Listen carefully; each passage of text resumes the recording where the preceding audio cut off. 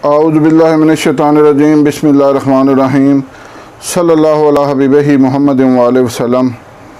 अस्सलामु अलैकुम वरहमतुल्लाहि वबरकातुहू। उम्मीद है कि आप हज़रात खैरियत से होंगे। मैं हकीम सफ़दर तबस्सुम हुसैन सफ़दर हर्बल क्लिनिक की जानिब से आपसे मुखातब हूँ और आप देख रहे हैं मेरा यूट्यूब चैनल हकीम सफ़दर फालिया। आज मैदे के बारे में एक बेनज़ीर नुस्खा, ग़ज़ाई नुस्खा लेकर आपकी खिदमत में हाज़िर हुआ हूँ।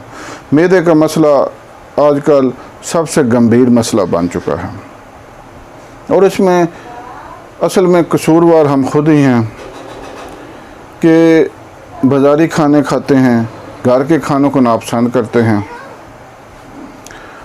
और बाज़ार के जो शवारमे बर्गर वगैरह हैं ये इंतहाई सेहत के लिए नाक़िस हैं। तो मौजू की तरफ आने से पहले आपसे गुजारिश है कि चैनल को सब्सक्राइब करें, वीडियो को लाइक करें और शेयर करें ताकि दूसरे लोगों तक भी ये मुफीद वीडियो पहुंचे और वो इससे फ़ायदा उठाएं और मेरे और आपके लिए सदका जारिया बने। कोई एक आदमी भी अगर इससे फ़ायदा उठा लेगा तो हो सकता है मेरी और आपकी निजात के लिए यही काफ़ी हो जाए। अल्लाह ताला बहुत रहीम है, करीम है। तो बहरहाल मैदा जो है ये इंसान के लिए एक इंतहाई ज़रूरी उज़व है।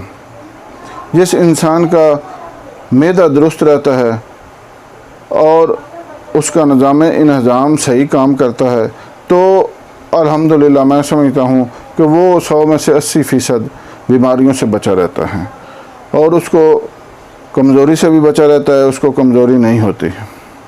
क्यों? कि उसका मैदा काम करता है। हम देखते हैं कि जो लोग करीबुल मरग हो जाते हैं या जिनका आखिरी वक्त करीब हो जाता है या जिस वजह से आखिरी वक्त करीब आ जाता है उनका सबसे पहले मैदा बंद हो जाता है, खाना पीना छूट जाता है, जिसकी वजह से कमज़ोरी हद से ज़्यादा बढ़ने लगती है और हत्ता कि वो मौत तक जा पहुँचते हैं। तो मैं अर्ज़ कर रहा था कि इसके लिए सबसे पहले ज़रूरी है हम खुद भी एहतियात करें, क्योंकि एहतियात और परहेज़ सबसे ज़्यादा ज़रूरी है। परहेज़ आप देखते हैं कि जानवर भी परहेज़ करते हैं। कोई भी जानवर, आपने को पालतू जानवर रखे हुए होंगे, भैंस, गाय, बकरी, बिल्ली, कुत्ता, तो आप देखते हैं कि वो भी हर चीज़ नहीं खाते।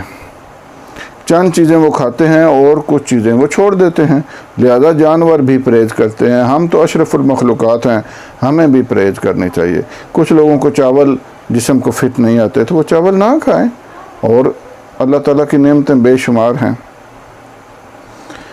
तो बहरहाल इस ज़िमन में आज मैं आपको एक बहुत अच्छा नुस्खा बता रहा हूँ।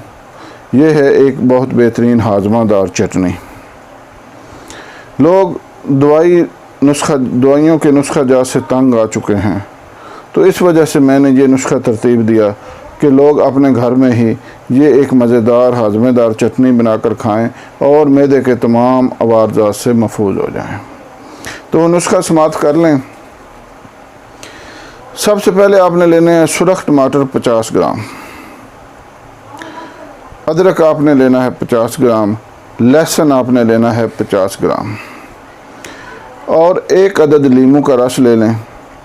हरी मिर्च 25 ग्राम, ज़ीरा सफ़ेद 25 ग्राम, पुदीना 1 गड्डी साफ़ शुदा, हल्दी 25 ग्राम, नमक हस्बे ज़ायक़ा।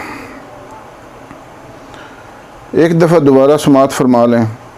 सुरख टमाटर 50 ग्राम, अदरक 50 ग्राम, लहसुन 50 ग्राम, एक अदद लीमू का रस, हरी मिर्च और ज़ीरा सफ़ेद दोनों 25-25 ग्राम, पुदीना 1 गड्डी साफ़ शुदा, हल्दी 25 ग्राम, नमक हस्बे ज़ायक़ा। इसको बनाने का तरीका ये है कि सबसे पहले पुदीना उसको बारीक कर लें और उसके बाद उसमें टमाटर शामिल करें। फिर बाकी जो चीज़ें हैं उनको शामिल करके अच्छी तरह रगड़ कर पीस कर ये एक हाजमेदार चटनी आपकी बन जाएगी। ये चटनी आप सुबह, दोपहर, शाम जो भी आप ग़िज़ा खा रहे हैं उसके साथ ये खाएं। इंशाअल्लाह चंद ही दिन के इस्तेमाल से आप मैदे के तमाम जो मसाइल हैं उनसे निजात पा जाएंगे। भूख आपको खुलकर लगेगी इंशाअल्लाह और जो कुछ आप खाएंगे वो अच्छी तरह हज़म हो जाएगा। साले खून पैदा होगा, रंग सुर्ख हो जाएगा इंशाअल्लाह, और आपके जिस्म में एक नई जान आ जाएगी, एक नई ताकत आ जाएगी। तो उम्मीद है कि आप इस नुस्खा से फ़ायदा उठाएंगे। अल्लाह हाफिज़।